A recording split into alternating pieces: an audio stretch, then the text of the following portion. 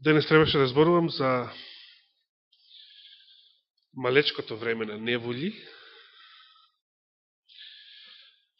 Тоа е една посебна, специјална адвентистичка тема. Во табелата може да забележите дека за таа тема не постои библиски стих. За разлика од другите, кај сите други теми постои некој библиски стих. Не мора баш кај сите, меѓутоа. Отприлика за сите може да најдеме некој библиски стих. Меѓутоа, можеме ли да најдеме библиски стих за ова мало време на неволи? Библијата зборува за големите неволи. Зборува за Јакововите маки. Зборува за големиот и страшен ден Господов. Денот на темнина. Денот кога милоста ќе биде завршена. Кога луѓето ќе бидат или запечатени, или жигосани. И Откровението зборува за тоа. Меѓутоа, постои едно мало време на неволи. И некако е многу лесно да го забравиме дека постои. Каде би можеле да го откриеме тоа во Светото Писмо? Во книгата Настрани на последното време може да најдете еден куп цитати на таа тема. Навистина ги има толку многу, а сите се толку битни и значајни. Јас решив, ако даде Господ, во некоја иднина цела серија проповеди ќе посветам на таа тема. Значи, што да се прави, како да се подготвиме тогаш кога ќе бидат издадени неделните закони. Има еден цитат кој што никаде не сум го чул. Никогаш, освен еднаш, од еден проповедник, стар проповедник, не знам дали е жив денес, веројатно уште е жив.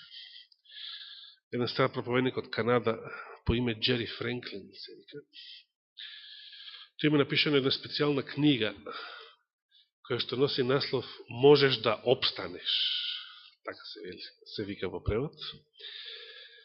И во целата таа книга тој зборува за тоа како човек, семејство, се разбира, надвор од градот, да се подготви да живее така, да не зависи скоро од никого и ништо,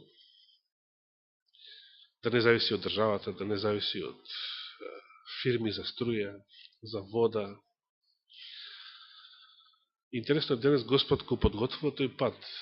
Веќе на интернет се појавуваат некои теслини и магнитни генератори, што може сами да се правите струја. Има разни некои новитети кои што системот не сака да ги знаеме, кои што не сака да ги воведе во широка потрошувачка, бидејќи ќе им се упропасти бизнисот. Воспротивно. Но Божиот народ треба да ги научи и да ги знае. И да ги примени, зашто да не. Неделните закони се поврзани со излегување од градови, поврзани се со малото време на неволи, што ќе започне веднаш потоа. И овој цитатот од Джери Френклин, што сакам да ви мислам, не е негов, тој е од Елена Вајт цитатот. Меѓутоа првпат од него го слушнав и никогаш подоцна од никого друг. Тој цитат се наоѓа во седмата книга, седмиот одсек, веројатно, библиски коментари на Елена Вајт, 976 страница. Каде што таа вели, ќе го парафразирам ово, не можам да го кажам точно. Друг пат ќе го прочитаме тој цитат буквално како гласи. Вели дека моментот кој ќе бидат изгласани неделните закони, тој момент на некој начин ќе биде крај на милоста за адвентистите на седмиот ден во целиот свет. Што значи тоа? Зошто е така? Затоа што тогаш, сите кои што дотогаш, значи биле не само адвентисти, сите кои што дотогаш ја познавале и саботата како ден за одмор и ја празнувале. Тогаш, кога ќе бидат издадени неделните закони, сите тие ќе донесат вечна одлука. Да. Значи, каков став тогаш ќе завземат, тој ќе остане фиксиран, значи вечен. После тоа нема да има, иако ќе постои време на милост, ќе се спасуваат други илјадници души после тоа, но оние што до тогаш ја познавале вистината, тогаш ќе донесат вечна одлука, така вели Рнавајд, вечна одлука ќе донесат. Значи не може некој да се исплаши толку од жигот на зверот, да реши да го прими жигот, односно да се откаже од Божиот закон, од вистината, да попушти пред властите, пред државните закони, новиот светски поредок, и после некој време пак да се покае и да го прими Божиот печат. Не. Значи тоа не е. Тогаш, како ќе реагираме веднаш, тогаш, кога ќе не затекне тоа искушение, тогаш ќе донесеме вечна одлука. Одлука што потоа ќе биде исфиксирана. Сега само го нафрлам како мисли, инако немаме сега време да ги обработуваме сите тие. Значи, ветив посебна серија, ако даде Господ, на оваа тема, бидејќи оваа тема е многу битна, наистина. Има многу што, и треба многу што да се каже. Кој беше тука брат Даниел Гарсија, каже многу работи исто, иако и тогаш не каже се. Значи, има многу цитати од духот на пророштвото за оваа тема. Оваа тема е, значи, така специјална адвентистичка тема. Каде воопшто во Библијата можеме да читаме за неделен закон? Можеме да читаме во Библијата за неделен закон. Можеме да читаме за некои детали во врска со времето што следува помеѓу тоа, изгласувањето на неделните закони и крајот на времето на милост, пред да почнат големите неволи, или големото време на неволи.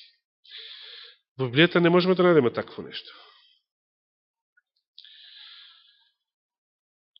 Меѓутоа, нешто сепак можеме да откриеме само во Библијата и само од Библијата.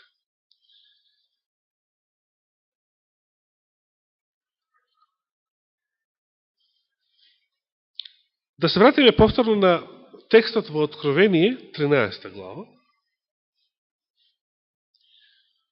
Откровение, 13 глава.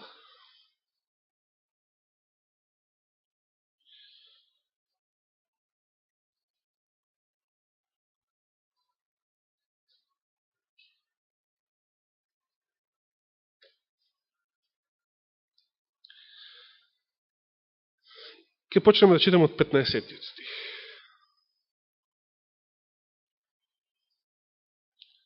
Што можеме да кажеме за неделните закони само од Библијата? Без да зависиме од Елена Вајд. Еве што. Откровение 13 глава.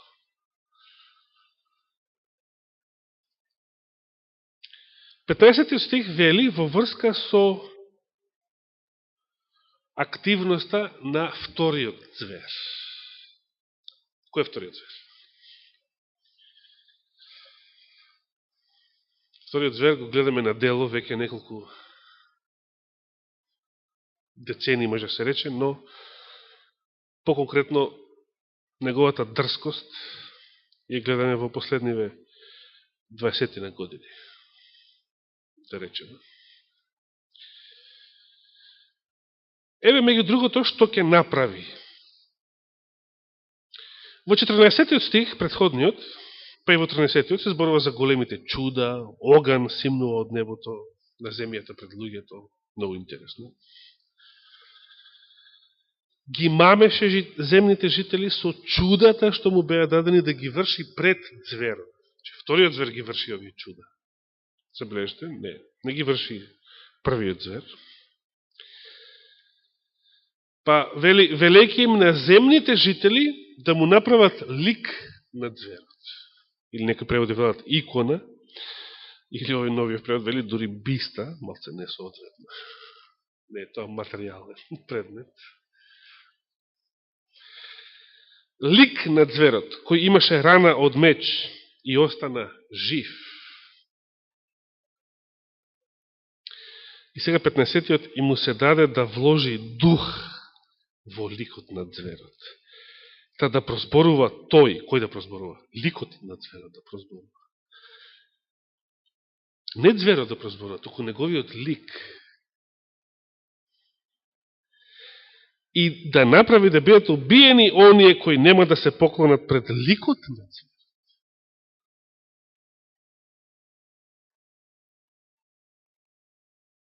Забележувате?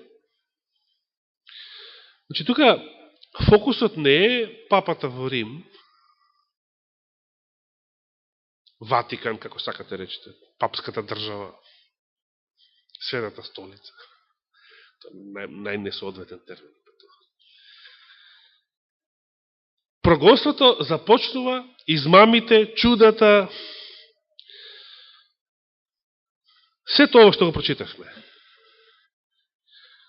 Од вториот звер, и вториот звер е тој што им вели на жителите земни да направат лик на првиот звер. И дури што прочитавме? Откако ќе вложи дух во тој лик, ќе му даде живот, значи, на ликот, тој лик ќе прозборува и ќе направи да бидат обиени оние кои што нема да се поклонат кому? На што да се поклонат? На ликот! Не на првиот звер, на ликот! Значи имаме прв звер, имаме втор звер и ликот на зверот е нешто трето тука.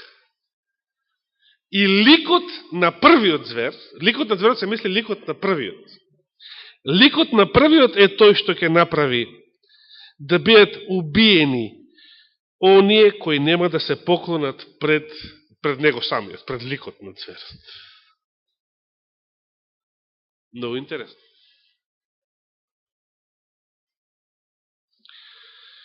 И секога вели и ќе направи на сите, мали и големи, богати, сиромаси, слободни робови, да им се стави жик или белек на десната рака или на челата нивни. Кој ќе го направи тоа?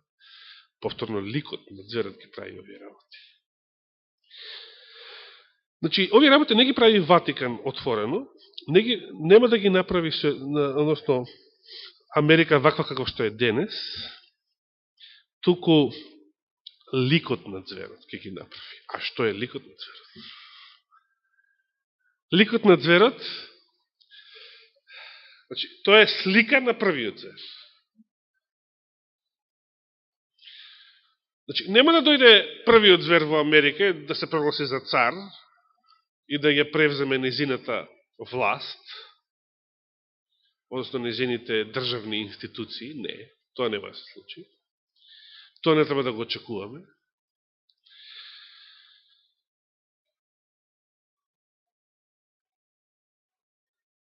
Туку во самата Америка ќе се направи лик, слика на првиот звер. И тогаш таа слика, тој лик, откако ќе оживее, ќе ги спроведува сите овие мерки против Божиот народ и ќе го наметнува жигот на зверот врз сите, врз целиот свет, и ќе направи, значи, дури никој да не може ниту да купува, ниту да продава, освен оние што го имаат тој жиг, или името на зверот, или бројот на неговото име, и потоа зборува за бројот, последниот стих, но моето внимание, значи, е на ликот на зверот. Ликот е тој што ги прави овие работи. И сега, што е ликот на зверот?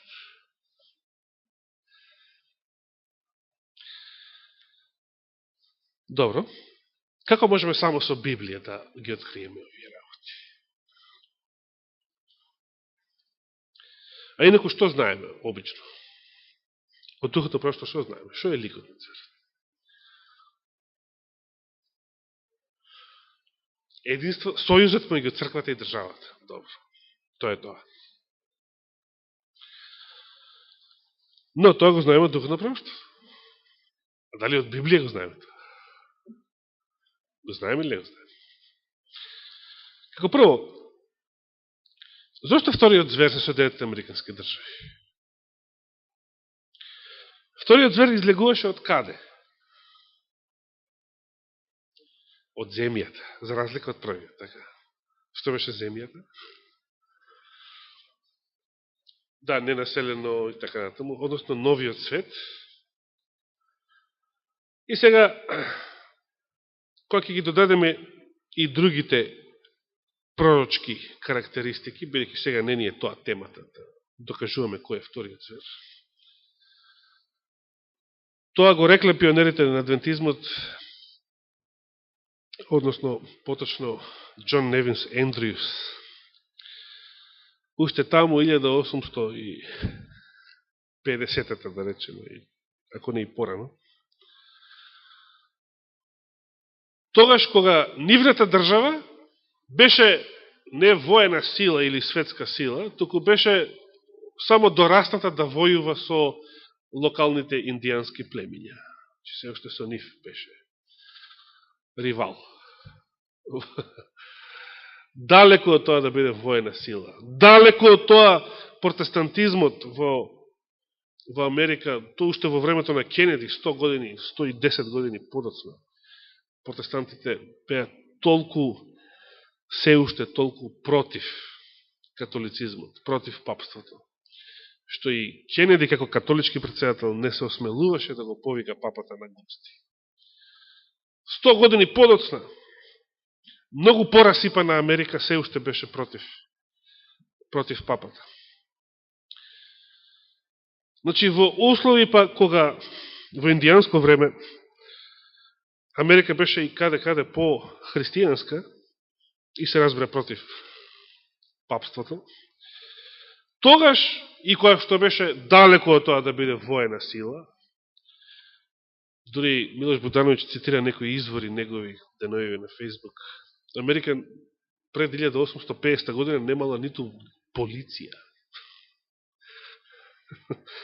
Полицијата морала да биде организирана откако дошле многу имигранти од Европа, многу кинези, ирци, католици, со други зборови, многу олош, кои што вовели многу неред, за да мораш со сила сега да почнеш да го контролираш општеството, а дотогаш доволно беше само христијанската совест на првите иселеници.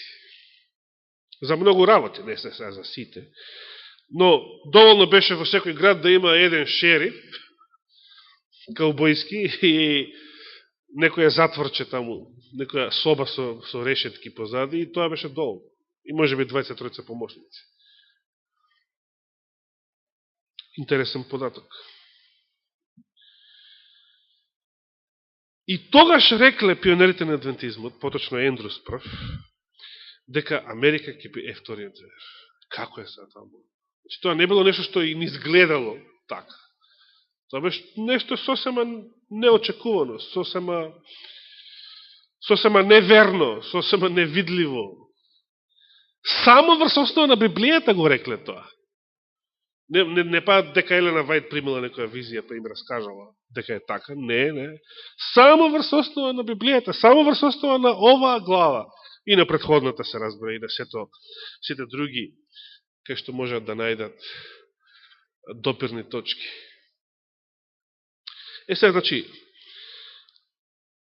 ако вториот звер излегува од земјата, и ако земјата и веќе е идентификуван како Соединетите американски држави, тогаш што треба да значи ова, дека вториот звер им вели на жителите на земјата да направат лик на зверот.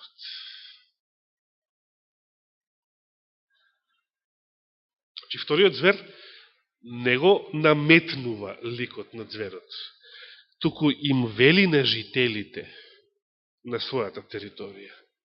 Тие тоа да го направат. Тоа значи демократски систем.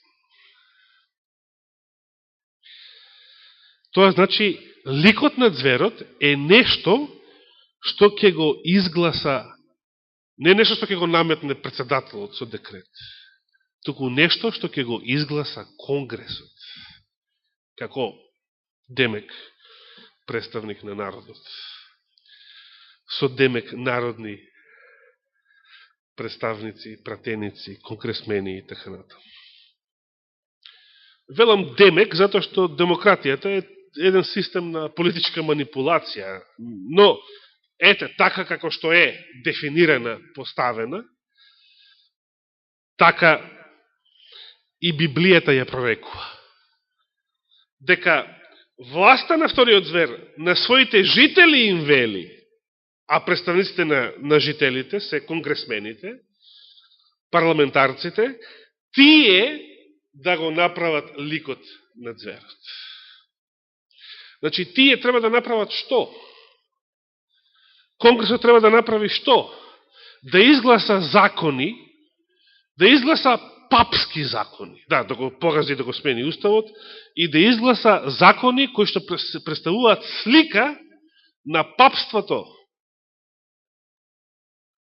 И како гласи првиот амандман на Американскиот устав од 1787 година. Првиот. Вториот е за оружје, оно што сега веќе неколку председатели поред се обидуваат да го укинат и тешко оди, и покрај сите организирани од страна на ЦИА инциденти, убиства, терористички акти, за да го убедат народот, да го собереме целото оружје. Но тоа е вториот амандман, кој што им гарантира право на сите граѓани да бидат вооружени, за да не смее власта да прави што сака. Многу паметен закон. Ја да кажем, од Американскиот устав од 18. век, попаметен закон не е виден никаде. Но тоа е оно што самите власти во Америка веќе со децении се борат да го сгазат, да го укинат. А како гласи првиот амандман? Слободата на верата, да, на вероисповед. И, оно што е битно, одвојување на црквата од државата.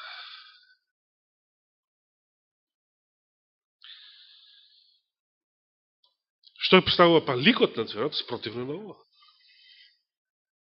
Затоа што вториот звер на изглед изгледаше како? Значи не изгледаше како диносаурус, како првиот, туку изгледаше навидум како јагне. И имаше два рога, како кај јагне. Елена Вајд после кажува што се тие два рога. Но тоа го читаме дури во големата борба. Значи за многу детали зависиме од духот на пророштвото. Тоа е факт. Меѓутоа за она суштинското, за она основното, можеме да го откриеме од Библијата, бидејќи Ендрюс од Библијата тоа го кажал. Кога рекол Америка е вториот звер? Кога тоа воопшто не изгледало дека е можно. Ни за воиднина, а камо ли за тогаш.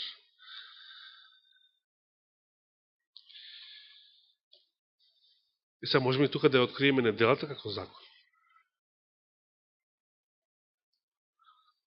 Сега да ви кажам, ќе продолжиме очигледно другата сабота, времето веќе ни е при крај. Сега да ви кажам еден податок. Често пати сте читали и сте слушале како од адвентистички проповедници или книги цитати од католичката црква за тоа што значи, што представува неделата. Кога зборував за Божиот печат, што читавме како цитат за тоа што представува саботата? Езекијел 12, 20 и 20.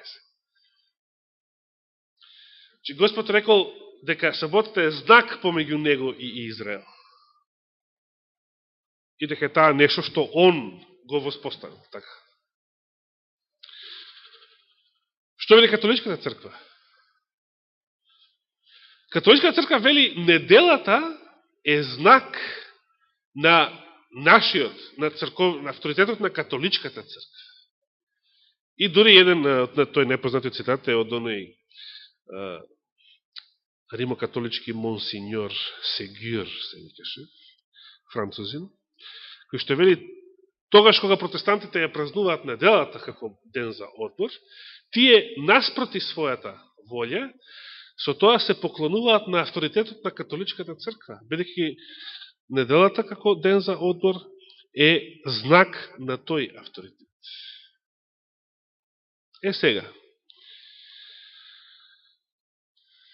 јас се изненадив кога пред 3 години прв пат прочитав во грчки весник еден податок што дотогаш не сум го знаел. Знаете ли кога во Грција, каде што православието е државна религија, каде што православната црква е соединета со државата уште од 1864 година, првиот устав грчки. Знаете ли кога неделата станува ден за одмор во Грција? Јас, да ме прашавте, до пред 3 години, па веројатно од старт, од како е формирана таа држава, од 1830 година. Не.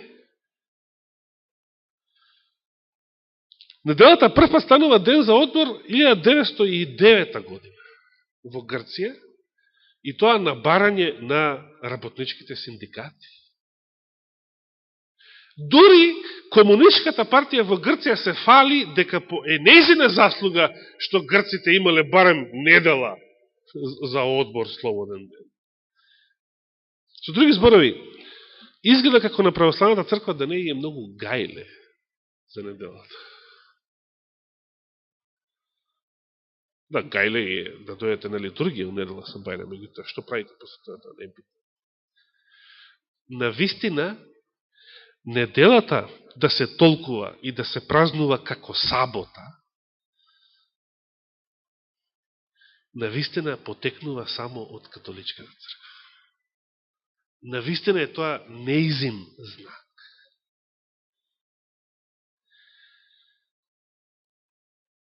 И сега, ако тие велат така, треба да им веруваме, нели?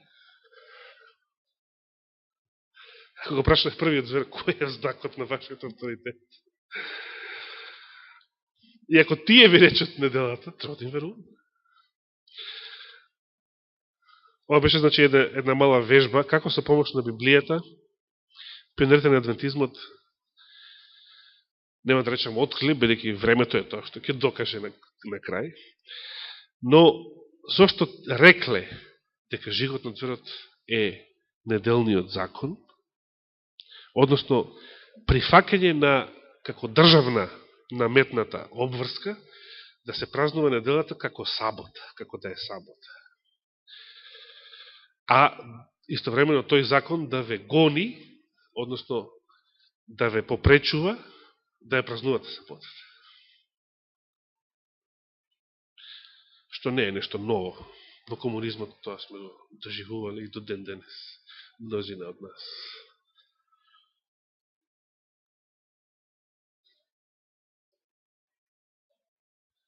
Божиот печат, рековме, беше саботата. Спротивно на тоа треба да биде нешто што има врска со саботата, ама спротивно. Битното е да разбереме дека ликот на зверот е таа институција која што ќе го наметне и жигот на зверот. Значи, сојузот помеѓу црквата и државата. Тоа е тоа. Не сојуз меѓу католичката црква и државата.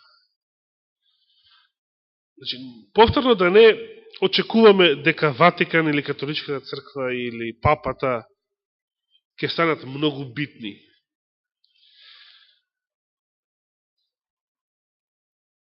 Тие може би ќе станат, меѓутоа прогонството ќе дојде од ликот на зверот. Елена Вајд дури вели дека има еден цитат, што сме учителе порано, ќе го читаме и тогаш, кој ќе зборувам посебно на таа тема, дека со неделниот закон, нашата нација, мислејќи на низината, значи Соединетите Американски држави, ќе ја наполни или ќе ја преполни мерката, чашата почна, на своето беззаконие. Со други зборови, сите беззаконија што ги прави американската влада по светот, до ден денес, се беззаконија, но дури со неделниот закон, таа ќе ја наврши мерката на своето беззаконие, ќе ја преполни чашата. Тоа ќе биде капак. Зошто? Зошто е тоа толку страшно? Да, за тоа ќе, иако мислев и сега да зборувам, но ќе оставиме за следната сабота. Да. Зошто е тоа толку битна тема? А денес и во адвентизмот веќе не е популарно да се зборува за ова. Че зошто Божиот печат и жигот на зверот, тие де факто ќе станат актуелна тема. Целиот свет ќе зборува за тоа. Медиумите ќе зборуваат за тоа, вестите ќе зборуваат за тоа. Тоа ќе биде тема. Што ќе изгласа Американскиот конгрес, а потоа како папагали нашиве будали навака. Бидеќи тие мора да прават така, како што ќе им се рече. Гледаме како се брука нашиот председател повторно. Де аболиција, де повлекувам аболиција, утре што да му кажат нешто трето ќе направи. Прво ќе почне од Конгресот, а потоа многу лесно ќе го прифатат и останатите нации во целиот свет. Но зошто е тоа толку битна тема? И како ќе се поставиме ние кон тоа, тогаш кога ќе дојде тоа време? Продолжуваме и следната сабота.